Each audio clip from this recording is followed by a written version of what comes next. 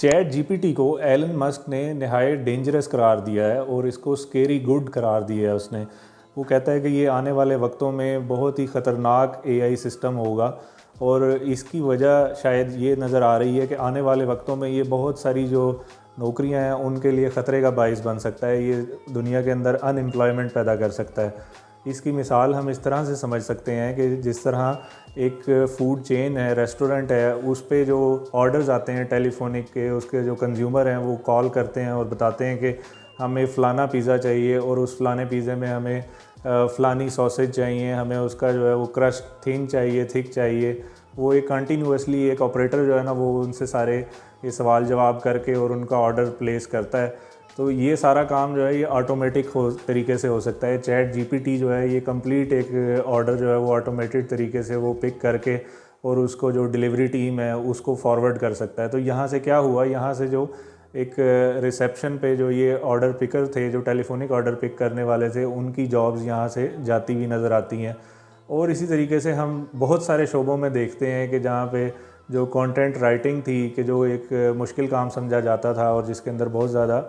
Work और effort required होती थी, तो वो अब कोई भी थोड़ी सी स्किल रखने वाला और थोड़ा सा कंप्यूटर को यूज़ करने वाला बंदा वो कंटेंट्स अपनी मर्ज़ी के जो है वो लिख सकता है और वो उसको अपडेट कर सकता है, वो अपलोड कर सकता है। तो यहाँ से लगता है कि आने वाले वक्तों में जो कंटेंट राइटिंग है वो एक चूँकि नहायत आसान काम होता जाएगा, तो वो उसके लिए भी आने वाले वक्तों में जो कंटेंट राइटिंग की जो जॉब्स हैं उनके लिए भी ख़तरे की घंटी है। अच्छा, इसमें हम ये देखते आए हैं कि हिस्ट्री में भी ऐसे होता है कि जहाँ पे नई टेक्नोलॉजी आती है तो वहाँ पे जो पुरानी जॉब्स हैं उनका लिए ख़तरा वाक़ई हो जाता है। जैसे कि हम देखते हैं कि जो पहले जो वीडियो शूटिंग होती थी और फिल्मिंग होती थी उसमें जहाँ पे अगर कोई ऊपर से सीन लेना होता था तो वो एक हेलीकॉप्टर और कैमरामैन और 3-4 लोगों की एक पूरी टीम जो है उस सीन को शूट करती थी और उसमें बड़ी एफ़र्ट भी लगती थी, बड़ा टाइम भी लगता था, बड़े रिसोर्सेज लगते थे। लेकिन जब ड्रोन कैमराज़ की टेक्नोलॉजी आई है तो वो हेलीकॉप्टर की भी ज़रूरत ख़त्म हो गई, वो हेलीकॉप्टर का जो पायलट है उसकी भी ज़रूरत ख़त्म हो गई, वो जो 2-3 आपके कैमरामैन थे उनकी भी ज़रूरत ख़त्म हो गई। जस्ट आप एक ड्रोन कैमरा उड़ाएं और उससे वो शूट आप इजीली हासिल कर सकते हैं जो आज से 30-40 साल पहले जो हेलीकॉप्टर के ज़रिए से जो हासिल किए जाते थे।